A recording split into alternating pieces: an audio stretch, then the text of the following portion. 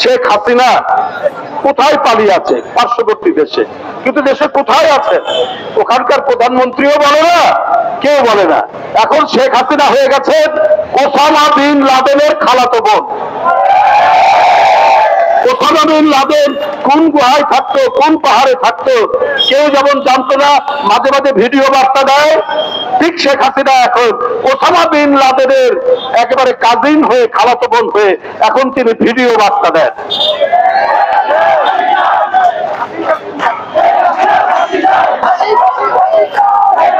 দাঁড়াও দাঁড়াও দাঁড়াও বন্ধুরা আমার,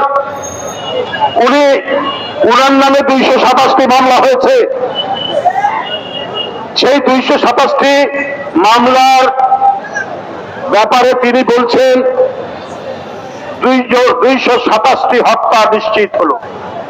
ভিডিও ভাইরাল হয়েছে, গোয়েন্দা সংস্থা এটা ফ্যাক্ট চেকিং করেছে, এটা ফরেনসিক চেকিং করে দেখেছে, এটা সত্য। এটা শেখ হাসিনার বক্তব্য যে কদিন আগে প্রধানমন্ত্রী ছিল, সে কি করে বলতে পারে তার নামে মামলা? এবং এই মামলা যারা দিয়েছেন তিনি বলছেন এই 227টি মামলা আমার নামে দিয়েছে, এই 227 জনের হত্যা নিশ্চিত হলো। উনি হত্যার হুমকি দিচ্ছেন। আপনি এত শিশু, এত কিশোর, এত তরুণ, এত শ্রমিক, এত রিকশাওয়ালার রক্ত পান করার পরেও আপনার পিপাসা মেটেনি, আপনার তৃষ্ণা মেটেনি। আপনি পার্শ্ববর্তী দেশ থেকে আপনার বিরুদ্ধে আপনার খুন, আপনার রক্ত পান, আপনার এত কিছুর পরেও আপনার নামে মামলার কথাতে আপনি জীবন কেড়ে নিতে চাচ্ছেন। যারা এই মামলা দিয়েছে তাদের, এই শ্রমিক পরিবারের ছেলেরা স্কুলের বই খাতা কিনতে পারে না, তারা স্কুলে যাওয়া ছেড়ে দিয়েছে। কে দেখবে এদেরকে? কে দেখবে এদের পরিবারকে? এইটা আজকে সারা জাতির প্রশ্ন।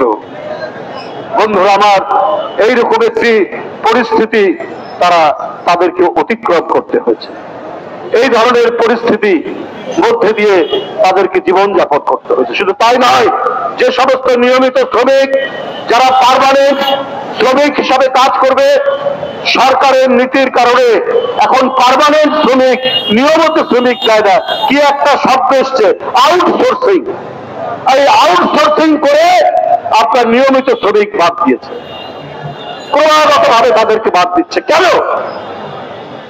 আজকে আমাদের আখ থেকে চিনি হতো, এটা ছিল অর্গানিক, এটা ছিল স্বাস্থ্যসম্মত। সেই চিনি আমরা আর উৎপাদন করতে পারি না, আখ লাগাই না, কারণ চিনি কলগুলো বন্ধ, পাট কলগুলো বন্ধ। পৃথিবীতে আপনার সিনথেটিক এই যে নাইলনের দড়ি টড়ি বন্ধ হয়ে গেছে, কারণ এটা পরিবেশের বিরুদ্ধে যায়, এটা পরিবেশের বিরূপ প্রতিক্রিয়া করে। আবার ন্যাচারাল ফাইবার, এই যে পাট হচ্ছে আমরা সোনালী আঁশ বলতাম, আবার পৃথিবীতে ন্যাচারাল ফাইবারের অত্যন্ত কদর বেড়েছে। কিন্তু আমরা আমাদের জুট মিলগুলো কেন বন্ধ করছে? কারণ সরকারের নীতিমালা হচ্ছে গণবিরোধী নীতিমালা। এই গণবিরোধী নীতিমালা বলে আজকে জুট মিলগুলো আপনার বন্ধ করে দিতে হচ্ছে, আর বেকার হয়ে যাচ্ছে হাজার হাজার শ্রমিকরা। আজকে যে চিনি, আজকে সেই চিনি আমাদেরকে ইম্পোর্ট করতে হয়। এই চিনি কি কেমিক্যাল দেওয়া চিনি? এই চিনি খেলে আমাদের শরীর, আমরা অসুস্থ হয়ে পড়ি। অথচ আমাদের নিজেদের আখ হয়, সেই আখ থেকে যে এতগুলো চিনি কল ময়মনসিংহ, উত্তরবঙ্গে, আপনার চুয়াডাঙ্গায় এত চিনি কল আজকে বন্ধ, শ্রমিকও আজকে নেই। বন্ধুরা আমার বক্তব্য হচ্ছে যে আজকে কেন শ্রমিকদের প্রতি এত অবহেলা, কেন আজকে এই পরিস্থিতি?